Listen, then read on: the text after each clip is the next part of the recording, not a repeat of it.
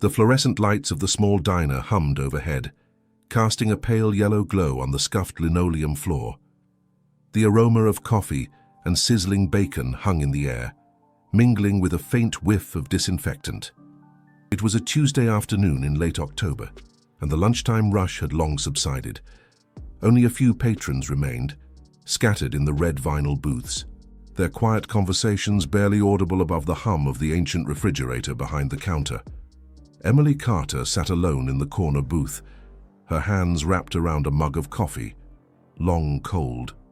She was 42, her dark hair pulled back in a tired ponytail, reading glasses perched on her nose. Her blouse, though ironed, was faded and worn, a testament to countless washes. She taught third grade at Willow Creek Elementary, and today marked the third month in a row that her paycheck was late. The school district was facing budget cuts, and teachers like Emily were bearing the brunt. She had exactly $14 in her wallet, $14 to stretch, until who knew when. The rent was overdue. The electric bill lay unopened on her kitchen table, but she had promised herself one small indulgence today, a cup of coffee in a quiet place, where she could pretend, just for an hour, that everything would be all right. Before we continue, if you believe in the power of kindness, in the beauty of generosity, and in helping those in need, even when you're struggling yourself, be sure to hit that like button, leave a comment, share this story, and subscribe to the channel. Let us know in the comments where you're watching from, because stories like this remind us that even the smallest act of compassion can change everything. The bell above the door jingled, and Emily looked up instinctively. Her breath caught in her throat. A man entered, seeming to fill the entire doorway. He was huge, well over 6 feet tall, with arms like thick ropes and tattoos covering every visible inch of skin. His leather vest was black and weathered, adorned with patches Emily didn't recognize, red and white colors, a winged skull. The words Iron Horseman emblazoned across the back. His face was rugged, his beard untamed, and his eyes, as they scanned the diner, held something unexpected. Exhaustion. Defeat. He sat down at the counter, 2 stools away from another customer, who promptly gathered his belongings and left. The biker seemed oblivious. He stared at the menu for what seemed like an eternity, then gently placed it down and ordered only a glass of water. The waitress brought the water, with obvious hesitation. Emily watched as the man wrapped his calloused hands around the glass and simply held it, not drinking, just holding on, as if it were the only thing anchoring him to reality. Emily could have minded her own business. She could have finished her cold coffee and walked out. Nobody would have faulted her for avoiding a man who looked like danger personified. But something in his posture reminded her of her students, the ones who came to school hungry, but too proud to admit it, the ones who pretended everything was fine, while their world was crumbling around them. She summoned her courage, walked to the counter, and sat down on the stool next to him. "Excuse me," she said softly. Her voice trembled slightly. The man turned to face her, surprise flickering across his features. "I couldn't help but notice you only ordered water. Would you allow me to buy you lunch?" The biker stared at her, as if she had spoken a different language. His name was Marcus, though she wouldn't discover that until later. He had been a welder for 23 years, until the factory closed 6 months prior. No one was willing to hire a man who looked like him. He hadn't had a proper meal in 4 days. "Lady," he said, his voice rough as gravel. "You really don't want to do that," Emily smiled, the same gentle smile she used on her most apprehensive students. "I think I do." She ordered him the lunch special: meatloaf, mashed potatoes, green beans, and a slice of apple pie. She paid with the last of her $14, leaving herself with nothing. As Marcus ate, slowly at first, then with barely contained hunger, Emily told him about her students, about teaching, about how she believed everyone deserved kindness, especially on their worst days. When he finished, Marcus looked at her with eyes that were glistening. "Why?" he asked simply. Emily shrugged. "Because someone did the same for me once, a long time ago, when I needed it most. I'm just paying it forward." Marcus nodded once, deeply, the way men do when words fail. He reached across and gently squeezed her hand. "You are a rare one, Emily Carter. I won't forget this."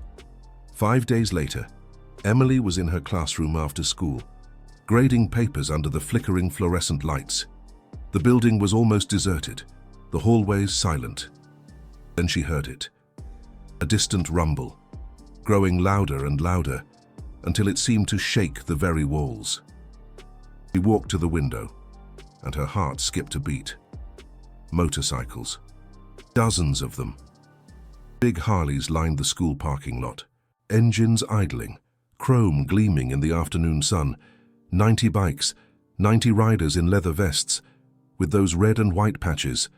And at the front, dismounting the lead motorcycle, was Marcus. Emily rushed outside, her mind racing with confusion and fear. The principal had already called the police, convinced the school was under attack, but Marcus raised one huge hand, halting everyone in their tracks. "Ma'am," he called out to Emily, his voice carrying across the parking lot. "You helped me when I had nothing. You gave me your last dollar when you barely had enough for yourself. Our family doesn't forget that, ever."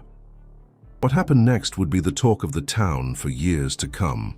The bikers unloaded supplies from their saddlebags and a truck that had followed them, cases of paper, boxes of pencils and crayons, new books still in their wrappers, art supplies, science kits, musical instruments. Everything a struggling elementary school could dream of having, but could never afford. But they didn't stop there. A group of them headed to the gymnasium, where the roof had been leaking for 3 years. Others went to the playground, where the equipment was rusted and broken. They had brought tools, lumber, paint, and the skills to use them. For 8 hours, 90 Iron Horsemen worked on Willow Creek Elementary School. They fixed the roof. They rebuilt the playground. They painted murals in the hallways. The women from the club had brought food for all the teachers who stayed to watch in stunned amazement. As the sun began to set, Marcus approached Emily one final time. He pressed an envelope into her trembling hands. "This is from all of us," he said. "For you, your salary, all 3 months of it that you're owed. And then some. You worry about teaching those kids.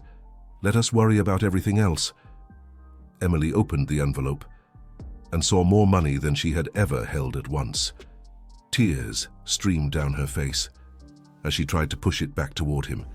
I cannot accept this," she whispered, her voice thick with emotion. Marcus shook his head firmly. "That meal you bought me, it wasn't about the food, Emily. It was about being seen, about being treated like a human being when the whole world had written me off. You cannot put a price on that." He gestured towards Willow Creek Elementary, towards his brothers. This is just us, the Iron Horsemen, saying thank you. You're family now. And if anyone ever gives you trouble, you know who to call. And before we end this story, we have a special request for you. Comment below with the words, "Kindness returns." To show that you stand with Emily and everyone who gives without expecting anything back. Because sometimes the $14 diner meal can be worth more than gold when it is given with a pure heart. Emily Carter went back to teaching the next day, in a classroom with brand new supplies, in a school with a roof that no longer leaked. Her students played on a playground that was safe and beautiful, and every few weeks, an Iron Horseman motorcycle would roll by slowly, just checking in, just making sure everything was okay.